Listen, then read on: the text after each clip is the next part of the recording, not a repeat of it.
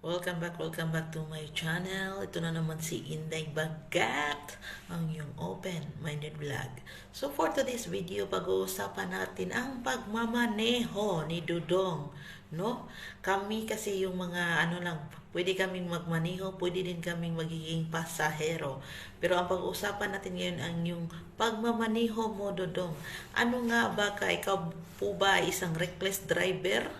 O ikaw yung driver na So, ano nga ba ang gusto ng isang babae pag ikaw, Dudong, ang nagdadala ng manibela? So, mga ganyan lang ang sasabihin ko ha. Kayo na ang kasi mahirap na ma-detect ni Lolo at maano na naman ma-strike ang ating YouTube. So, mahirap na po. So, kayo na po bahala umitindi sa mga wordings ko kasi napakahirap naman kung i-word by word ko talaga yung mga sasabihin ko. Maano tayo kasi bawal po, no? So, against the community guidelines. So, mag-follow the guidelines tayo para hindi tayo ma-restrict, no? So, ano nga ba yung mga gusto ng isang babae pag ikaw po, Dudong, ang nagmamaneho? Pag ikaw po, Dudong, ang nagdadala ng manibela? So, ito po yung sasagutin ko based on my experience, no? So, salamat pala sa mga nag-greet sa aking birthday last May 22, matanda na ako. Tignan nyo na wala na akong buhok. Pag nag-abroad kasi, nag-abroad talaga, no? Atras buhok, abante yung agtang. Tignan nyo, wala nang buhok. So, sobrang haggard pa si Inday kasi ang daming busy kami this week. So, pasensya na kung minsan lang ako nag-upload. Kung iba, hindi ko na-replyan sa aking page. Iring ka bang? Sorry. Pero magre-reply din naman ako pag may oras na ako. So, message lang kayo doon at babasahin ko din yan, no? So, salamat sa inyo, sa mga nagsuporta palagi sa aking channel. Sana aabot pa tayo ng 100k subscribers. So, sana, no? 5,000 pa kasi ang subscriber ko. Manifesting for 100k subscriber. No? So, ito na nga, kung ikaw po ay maselan sa mga topic na ganito, huwag ka na pong manood dahil mahirap na po pag manood ka. Skip the video na lang po dahil hindi ito ang video na hinahanap mo at ito yung video na ayaw mo, no?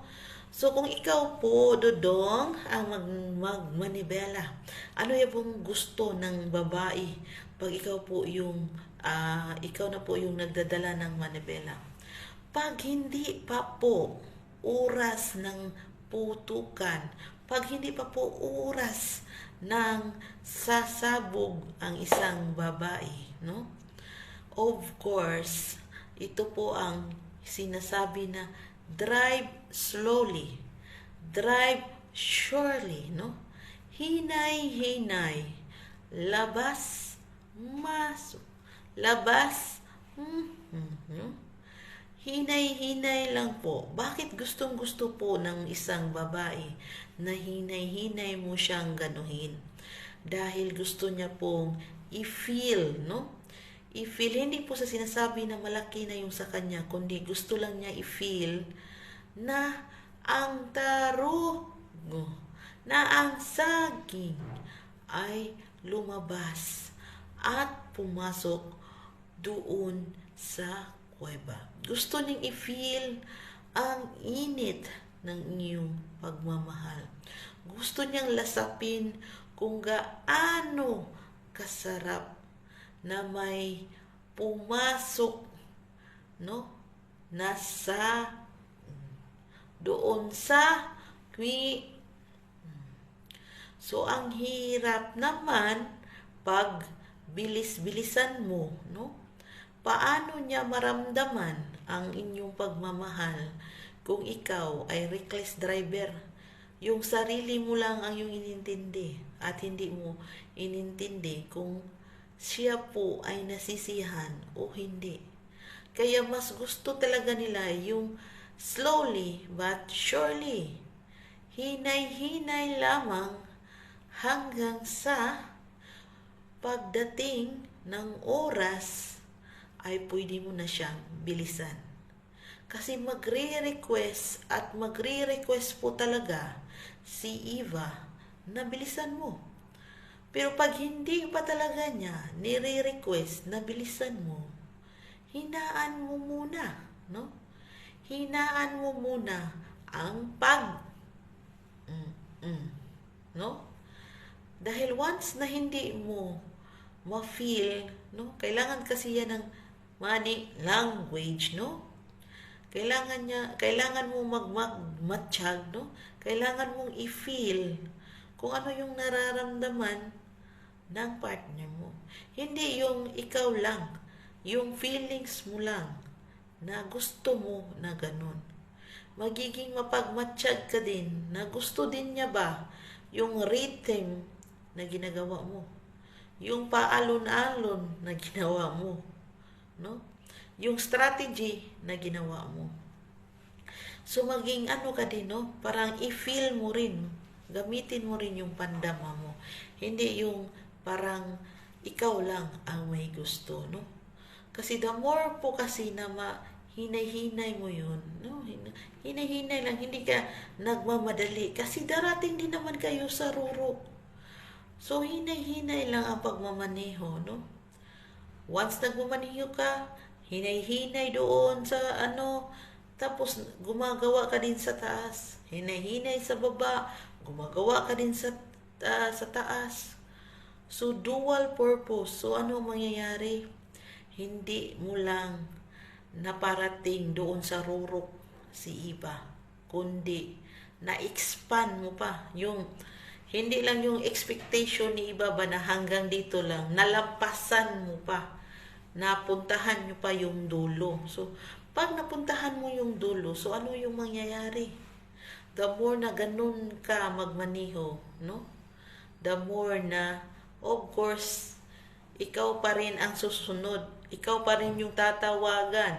Ikaw pa rin ang gusto niyang makasama, no? Ikaw pa rin. At kung makahanap man siya ng iba at hindi marating yung ganun na feelings, no? Ikaw pa rin ang sa isip niya. Iba talaga yun si ano. Iba talaga yun si ano.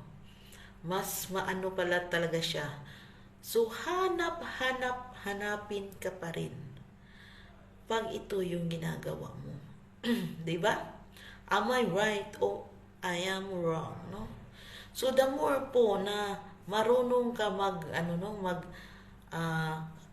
magsayaw sa sistema ng tugtog, no? Sa tugtog ng pag-ibig, no? No?